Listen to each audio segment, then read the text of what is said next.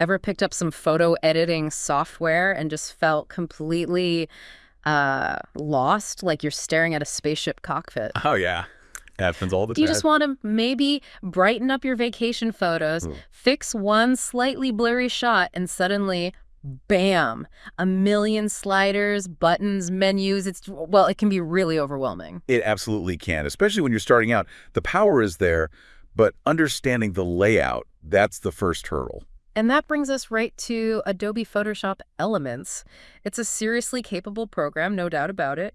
But if you don't know your way around the workspace, it definitely feels like a maze. For sure. Okay, so let's unpack this. This deep dive, we're focusing on getting you comfortable, really comfortable, with the Photoshop Elements workspace. Specifically, those three main editing modes it offers: quick, guided, and advanced. Right. The core ways you interact with your photos. And, if you've used Elements for a while, you might remember advanced mode used to be called expert mode. That's right, yeah. They changed the name in more recent versions. Same powerful stuff inside, though. Exactly. Maybe advanced sounds a bit less intimidating than expert. I think that was the idea. Yeah. To make it feel more accessible, like it's for anyone who wants that deeper control, not just, the pros. So our goal today, give you a clear map of these three modes, how they fit different needs, different experience levels. A roadmap, essentially. And we should probably mention quickly, Elements has two main parts, right? The organizer for storing and finding photos, Yep, your library management. and the editor, which is where we'll be spending our time today doing the actual, modifying. Correct. You launch them from the welcome screen, and they work together, but you can kind of think of them as separate jobs. Organizer manages, editor edits. Okay, perfect. So let's dive into the editor itself, starting with, well, the most approachable one, quick mode. Makes sense. It really is the entry point. Yeah, seems perfect for beginners or even just for those times you need a fast fix on a personal photo, no fuss. Absolutely. Quick mode is all about speed and simplicity. The interface is deliberately streamlined, fewer buttons, fewer options, right in your face. So what do you get on the screen, like in the tools panel on the left? You get the essentials. Things like zoom, the hand tool to move around, Uh-huh. the quick selection tool for making, well, quick selections. Red eye removal, whiten teeth, those quick fixes. Okay, the common stuff. Exactly. Horizontal type for text, the spot healing brush for little blemishes, and the crop tool, of course. Very standard. Just the core things you'd reach for first. Yeah, Got it. And then over on the right, there's the panel bin. What's happening there? Right, the panel bin. That's where you find these really straightforward kind of automatic adjustments. Auto fixes. Like what? Things like Smart Fix, Yeah. which tries to do a general improvement. Then specific ones for exposure, lighting, color, balance, and sharpening. And you can control those? Or is it just click and hope? No, you get control. There's usually an intensity slider, so you can dial it up or down. Or you can just hit the auto button and see what element suggests. Okay, but what if auto does something weird? Like it makes the sky look electric blue. That's a great point. Auto fixes are good starting points, often, but not always perfect. That slider is key. You can tone it down or just ignore the auto result completely. All right, so you can tweak it. That's good. It's not just corrections in that panel bin, though, is it? I think I saw effects and things, too. Correct. You also get access to some basic effects, textures, and frames right there in quick mode. Easy ways to add a little creative touch without needing deep knowledge. Like a one-click filter, almost. Sort of, yeah. A curated set of easy-to-apply enhancements. Good for experimenting. Now, here's something interesting. I read the tools in quick mode, like that spot healing brush or a crop tool. They aren't actually different tools than in the big advanced mode, are they? That's a really key point. They're the same fundamental tools. Quick mode just presents them in a much simpler way, with fewer options visible up front. Ah, okay. So it's like learning the basics with training wheels on. Exactly. It gets you familiar with what the tools do in a less intimidating space. When you eventually move to advanced mode, you'll recognize them. You'll just find more buttons and sliders attached to them for finer control. And making that move seems pretty easy. You can just click over to advanced or guided mode from quick. Yep, totally seamless. Yeah. If you start in quick and think, I need more control here, or I wish this had instructions, you can just hop over to one of the other modes. They're designed to work together then, not totally separate worlds. Precisely. You might do a quick auto fix, then jump to guided for a specific effect, maybe finish up with some detailed work in advanced. It's flexible. Okay, let's talk about guided mode next. This sounds like a really interesting concept, like having a tutor built right in. That's a good way to put it. It's perfect for learning specific techniques or, achieving those popular looks you see online but aren't sure how to replicate. Like that B&W color pop thing you mentioned. I've always wanted to try that. Exactly. Guided mode takes tasks like that and breaks them down, step by step. It doesn't just throw a toolbox at you. So wait, there aren't like tool icons on the left, like in quick or advanced? Not in the same way. Instead of a persistent toolbox, guided mode presents you with the specific instructions and controls you need for that step right there in the main panel. Ah, okay. So it literally guides you. It says, click here, adjust this slider, that kind of thing. Precisely. It walks you through applying the adjustments and effects needed for that specific task. It's part learning tool, part efficient workflow for complex results. And it looks like these guided edits are grouped. Things like basics. Yeah, cropping, resizing, brightness, contrast the fundamentals. Then color, which includes enhancing colors or that B&W color pop. Black and white has its own section. Fun edits, speed effects. Yeah, like making something look like it's moving really fast or panning with the subject. Fun stuff. Special edits, like for portraits, and even photo merge for combining photos. Right. The categories just help you find what you're looking for. Need a basic fix? Go to basics. Want a cool effect? Try fun edits or special edits. So let's use that B&W color pop example. Walk me through how that might work in guided mode. Okay. So you'd select the B&W Color Pop Guided Edit. First, it would probably convert your image to black and white automatically. Then the instructions would pop up telling you to, say, click on the color you want to keep. Maybe you click on a red balloon in the photo. Okay. Then it might give you an option, maybe a slider called fuzziness or something, to refine how much of the similar shades of red it includes. Got it. So you tell it which color to preserve. Exactly. You're isolating that color, and then often you'll get a before and after view so you can see the change. Oh, that's handy. Yeah. And maybe a final step to boost the saturation of that remaining color, make it really pop against the monochrome background. That sounds incredibly useful, especially for learning those multi-step processes. It really is. Yeah. And sometimes guided mode has features you don't easily find elsewhere, like some of the photo merge options for combining images or even creating picture frames you can then save and use later in advanced mode. Really? Exclusive features. That is unexpected. So it's not just for beginners then? Definitely not just for beginners. Those photo merge tools, for example, can do some complex alignment and blending that's just made much simpler through the guided steps. Saves a lot of hassle, even if you know how to do it manually. And moving through the steps seems simple, just next and done buttons. Yep. Clear progression, click next to move to the next instruction, and done when you're finished with that guided edit. And when you hit done, what happens? Can you save it? Or keep editing? You typically get options, save the image, share it directly, or maybe continue editing it in quick or advanced mode if you want to do more. Cool. Okay, that brings us to the third mode, advanced, or as we mentioned, formerly known as expert mode. The deep end of the pool. Yeah. This is where you get all the tools, right? The full power of elements.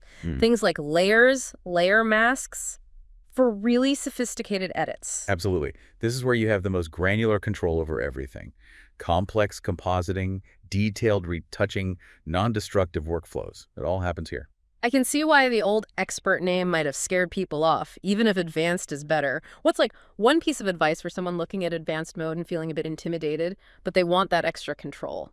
My advice is, don't feel you need to learn everything at once. Seriously. Start with the tools you recognize, from quick mode crop, spot healing, maybe basic adjustments. They work the same way fundamentally. Okay, stick with the familiar first. Yeah, and then think about layers. Just grasp the basic concept. Imagine clear plastic sheets stacked on your photo. You can paint on one sheet, adjust colors on another, add text on a third. Without messing up the original photo underneath. Exactly. That's non-destructive editing. It's maybe the single most important concept in advanced mode. It lets you experiment and backtrack easily. Don't be afraid to just create a new layer and try something. You can always delete it. That makes it sound less scary. Just try stuff on a new layer. Okay. So looking at the advanced interface, that tools panel on the left gets much bigger, right? More tools. Oh yeah, much more comprehensive. It's organized into categories: view tools, select tools, enhance, draw, modify, color tools. And I guess for photographers, the select and enhance categories are probably the most used. Generally, yes. Selection tools for isolating parts of the image, enhance tools for adjustments like levels, curves, color balance. Draw and modify might be used less for typical photo edits, more for graphic work maybe, but it's all there. And then below the image, there's that tool options bar that changes based on the tool. Correct. Select the brush tool. The options bar shows brush size, hardness, opacity. Select the crop tool. It shows aspect ratios, straightening options. It's context sensitive. And F5 hides or shows it. That's a handy tip for more screen space. Yep, F5 toggles it. Useful if you're working on a smaller screen. Now, the layers panel. You said it's crucial, usually bottom right. Usually, yes. Though you can move it. Yeah. But yeah, the layers panel is command central for non-destructive editing and complex work. Understanding layers is key to unlocking advanced mode's potential. And you can pop it out, make it float, customize the layout. Absolutely. You can undock panels, rearrange them, group them differently. We can touch on that more in a bit. Okay. And it's not just the layers panel on the right or accessible via that More button. There's effects, graphics. Right. You have panels for applying pre-built effects, adding graphics like shapes or clip art, applying layer styles like drop shadows or bevels, and a favorites panel where you can keep your most used items. Lots of creative assets built in. So a ton of resources right there. And then, of course, the main menu bar at the very top: File, Edit, Image, Enhance, Layer, Select, Filter, View, Window, Help. Pretty standard stuff. Gateway to everything. Exactly. Your standard application menu bar, holding command, settings, filters, everything that doesn't fit in the panels. Now, you mentioned rearranging panels. There's this idea of a basic workspace versus a custom workspace in advanced mode. Yeah, Adobe introduced the basic workspace default, I think, to, again, make advanced mode seem simpler initially. It kind of keeps things tidy in one column. But you can switch. You can. There's usually a little arrow or icon near the More button on the right. Clicking that lets you switch to the custom workspace. And custom lets you do what? Drag things around? Pretty much. It unlocks the full flexibility. You can drag panels out so they float, dock them together in different groups, arrange them however suits your workflow best. Most experienced users end up in the custom workspace. Makes sense. And down at the bottom, we still have that photo bin showing all the images you have open. Yep, the photo bin is there for managing your open files. And you can toggle that area between showing the photo bin and showing the tool options bar. Oh, right. So the tool options can be at the bottom or docked somewhere else in custom view.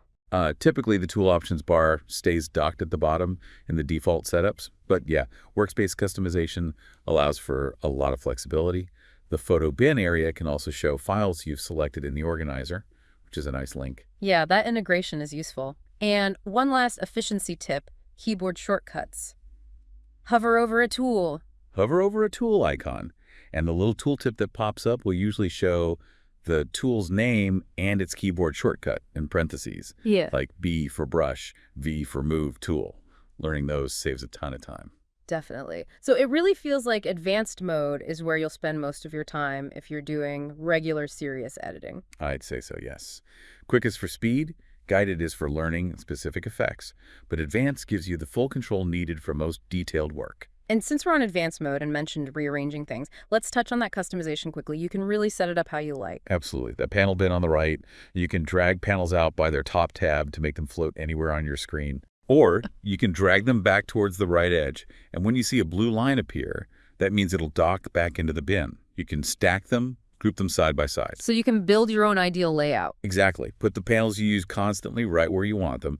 Minimize the ones you rarely touch. It's about making your workflow efficient. And if I make a total mess of it, drag panels everywhere, lose track of things. Easy fix.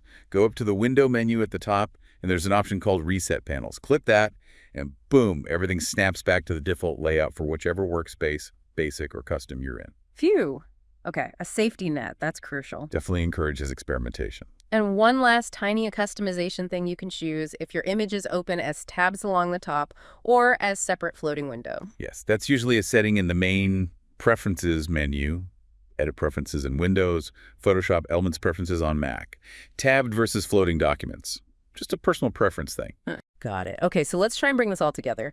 The big picture is Photoshop Elements isn't just one thing. It gives you these different modes. Right. 3 distinct environments, really, tailored for different approaches.